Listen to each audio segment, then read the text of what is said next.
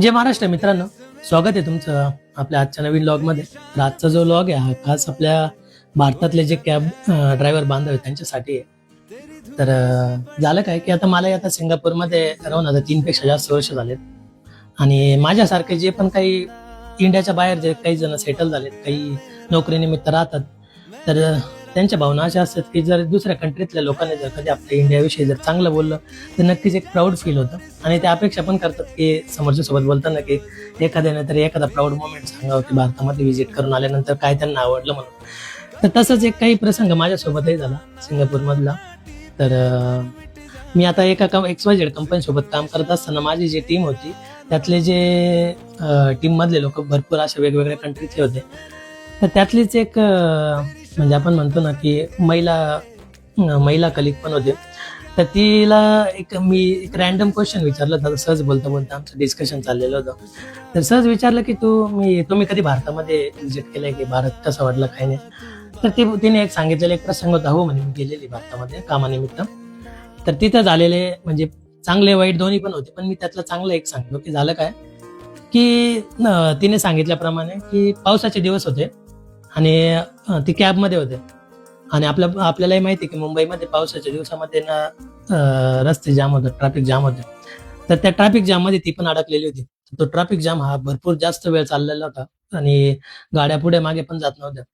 तर त्यावेळेस त्या महिलेला म्हणजे तिने सांगितलेला जो अनुभव होता की तिने सांगितलं की मला अक्षरशः म्हणे लघुशंकेसाठी जायचं होतं. तर मी आता बाहेर जाऊ कसे? काय करायचं कसं? तर त्यावेळेला जे कॅब ड्रायव्हर होते, कॅब बांधव, तर त्यांच्याविषयी त्या व्यक्तीने खूप असं चांगलं म्हणून सांगितलं की की म्हणे त्या व्यक्तीने म्हणे ते प्रसंगावधान दाखवून त्यांनी गेला एक ठिकाणी कोणाकडून तरी रिक्वेस्ट करून एक मोठी छत्री मागवली आणि ती छत्री घेऊन अक्षरशः त्या छत्रीच्या सहाऱ्याने मी थोडं लांब जाऊन आणि लघुशंका केली.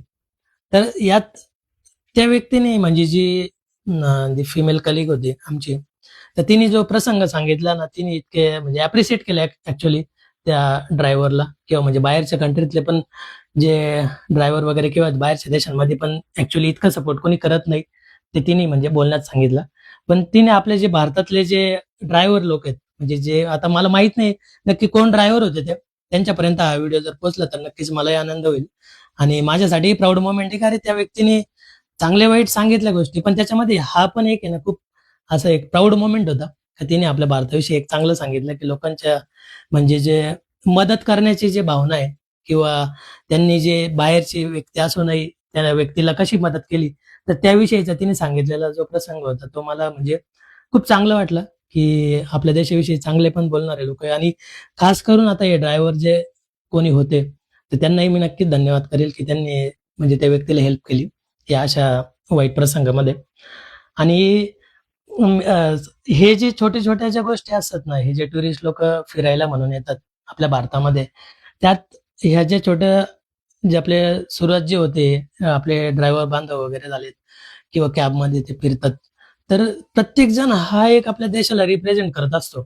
तर त्याच वेळेला त्या व्यक्तीने पण आहे ना, म्हणजे काइंड ऑफ म्हणजे जे प्रेझेंट केलं आपल्या देशाला, मी म्हणतो एक चांगल्या प्रकारे प्रेझेंट केलं.